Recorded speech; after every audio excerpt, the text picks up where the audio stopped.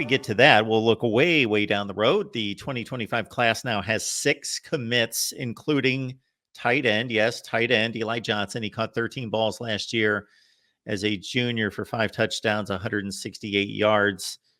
Your thoughts about Eli Johnson's potential? He's not as highly touted or hyped up as some of the guys they brought in this year, like Michael Burt, certainly Gavin Hoffman, who's an early enrollee. I know people are excited about him, but he did have some good offers. He's a Midwest kid.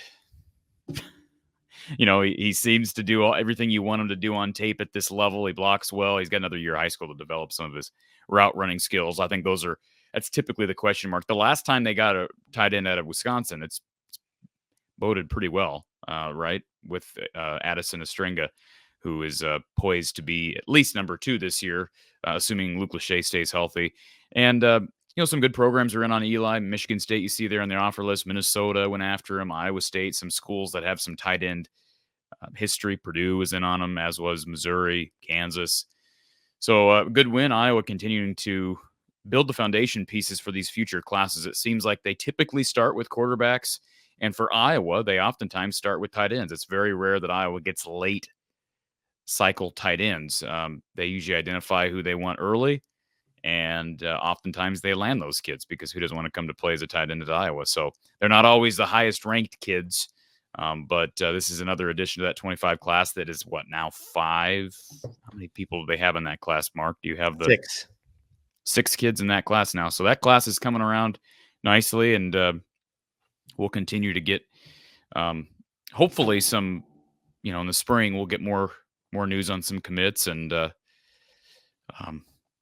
only thing I can say about recruiting as you continue down into the latter years of the Kirk Ferentz era is it's going to get harder. Now, it's going to get easier from an offensive skill position standpoint if they show something on the field, but that's not going to happen until at least the fall.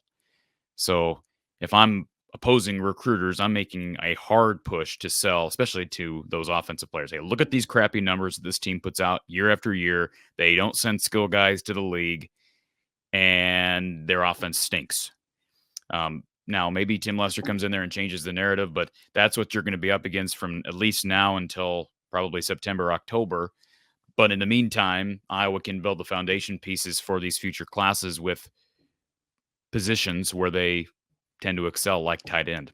And they got Jimmy Sullivan in 2025, so they got their quarterback. Yes, out of the 6 commits, 1 4-star, the other 3 stars, and that is good for number 17. I know that's not a big concern, and nor should it be. In Iowa's situation, they have done very well with generally classes in the 30s, but number 17 right now, according to 247 Sports. Is that 17th in the country or 17th in the Big Ten? Well, 17th in the Big Ten may not be too bad, Brett Bielema, in the future. We got a guy on our, can I just say this? We have a guy on our, I don't know if Ryan's here, but he's one of our frequent callers into the men's and women's basketball post-game shows. He's called into football shows as well, but he really, I don't want to say he doesn't like Brett Bielema, but he seems to have something against Brett. And I don't know. I think about Brett Bielema more in the offseason than I would like to. I have nothing against Brett Bielema, but it gets brought up a lot. What's his recruiting class looking like for 25? He came to mind when you were, joking about Iowa possibly being near the bottom of the Big Ten, because his recruiting has not been good. I've not, I can look it up real quick here in terms of 2025, but his first couple of classes at Illinois, they have not been good in terms of numbers, in terms of the rankings. Have they been any better than Love? I think they're generally the same. I'd have to go back to be more specific. I know, the narrative with Illinois has long been, how are they going to get kids to want to come down from Chicago down to Champaign? I understand that to a point. Now, I don't know that Chicago is quite the recruiting bed that it used to be, but it's still solid. a lot of good prospects up there. And, teams like Iowa, there's going to be a lot, obviously you're going to be dealing with a lot of programs. There's totally different recruiting methodology as it relates to trying to recruit these big metropolitan areas as opposed to the small town kids of Iowa. So we were just, it's funny, I was talking to Tim Kruger of Stadium this morning, and he was talking about Porter Moser, head basketball coach at Oklahoma. There's rumors that he's going to take the job at DePaul, which seems odd. Why you would jump from Oklahoma to DePaul? That's, they've been bottom feeders in the Big East for years now, but it sounds like he doesn't like it in Norman. And, you kind of look at a program like DePaul and say, okay, maybe a little bit of a sleeping giant to some extent, given the recruiting landscape. And, I think Porter spent a lot of time in the area. He was at Loyola prior to getting the job in Norman. So anyways, yeah, I'm a little surprised Brett hasn't done better. I know, we're such a portal centric sport now that you got to weigh all of it, right? But and speaking of portal, I don't want to jump the gun. I know you want to talk about defensive linemen for Iowa, but Iowa did lose this one guy that, as I was kind of prepping for this discussion, this one guy that I didn't really account for is Ontario Thompson, who was probably the one guy in this past transfer portal class that surprised me when he left. Like the rest of the guys, you can kind of explain. I still don't quite get the decision from Ontario. He transfers to Western Michigan. I thought he would have played this year with, departures of guys like Logan Lee and Noah Shannon. We talked about Lee the other day because he tested out really well at the NFL Combine. So it's not hard to imagine why Thompson was stuck behind a guy like that. Now, Y.A. Black is back for an extra year, but still, Y.A. Black, Aaron Graves, we'll talk about the rest of the pieces up front. But it's interesting, the guys that choose to leave the program, and they're in a pretty good spot. I think development, of course, along the edge is going to be key. I didn't think Deontay Craig had the best of years last year. We saw kind of an emergence from some younger, unheralded guys like Max Llewellyn, Ethan Herkett. Joe Evans is gone, so you're probably going to see someone like Brian Allen Jr. get an opportunity to maybe emerge. Maybe maybe you get a walk-on in there. I mean, we've had a number of them over the years that, especially these smaller guys, that they're hard-nosed, they're fundamental. We hear the same thing, so many different positions with Iowa football, but they end up emerging. But I would not be surprised to see one of the younger guys that has not seen the field break through this spring, because they've got some really athletic kids like Kenneth Merriweather, who played a lot of receiver in high school. He was part of the 23 class. You got a kid from Texas, from Plano, that is coming up this year, not enrolling early, but he's kind of a freak, really raw talent. So how much can you get these kids? How fast can you get these kids up to speed? That's the one disappointing thing for me with Ontario, is he was raw. He's a 300-pound dude that could run like a 4.6. He's what you want as far as an athletic interior guy. So, but that's also college football. You move on and you take a different approach to things. Every year's a different year. Briefly to camp off Brett Bielema, if nothing else, he's consistent. Number 54 in rankings the last 2 years, and number 63 his first class. There was we had this conversation on the Miami channel the other night because there was a back and forth between Brett Bielema and Mario Cristobal on Twitter X. There are 2 5-stars in the Chicago area. Speaking of which, 2 5-stars, they both went to Miami, and Brett Bielema really didn't come out and say anything specific, but he gave one of those kind of wide eyeball looks, one of those emojis on Twitter. There was a lot of speculation as to what that meant, and there was a bit of a snide remark maybe about throwing them too much money, or I don't know what that means anymore. But he was certainly. But the thing is in the conversation we had was that Brett Bielema and Illinois weren't getting these players anyway. Their second choice was Ohio State, so he's not getting those guys anyway. So you can be upset about losing 2 5-stars in your backyard, but when they're not going to come your way anyway, then it's a tough deal there at Illinois. So we'll see. I've got a lot of respect for him. Think he does a really good job, but it will be difficult there. I was just going to let everybody know. Let me pull this up here. So, did you see the there's a lot of quotes coming down from Saban's camp.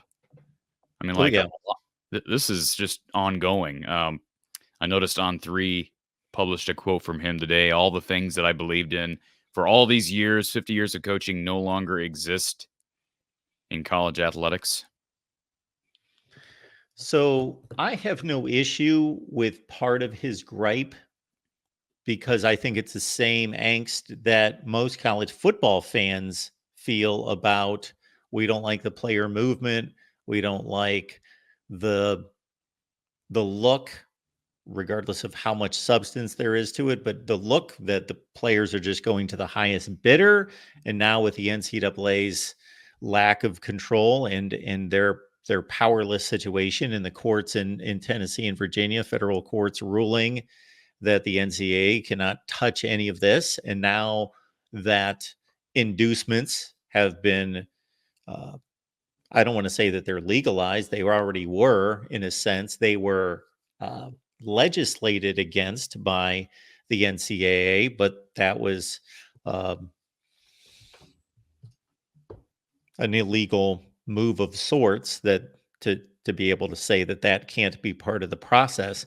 So when Nick Saban came out last week and talked about the two big statements he made last week that I saw were that number one, he didn't like the thought that after they lost the Rose Bowl, that what he was hearing back from his players were basically two questions. Number one, can you guarantee that I'm going to start next year? Which, of course, the culture in any great football program is you earn your job. And number two was, how much money am I going to make?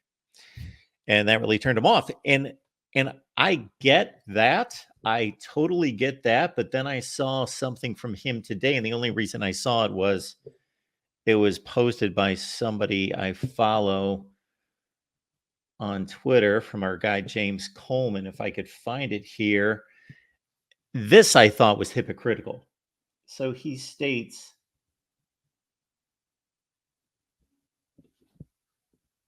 so Nick Saban says, quote, you're going to create a caste system where the rich will get richer and the poor will get poorer. And eventually the fans will look at it like, I really don't want to watch the game. Well, I responded, well, the caste system has always existed. The fans just don't want to watch college kids who make more money than they do. And coaches don't want the hassle and the headache of dealing with player economic leverage and the freedom of movement.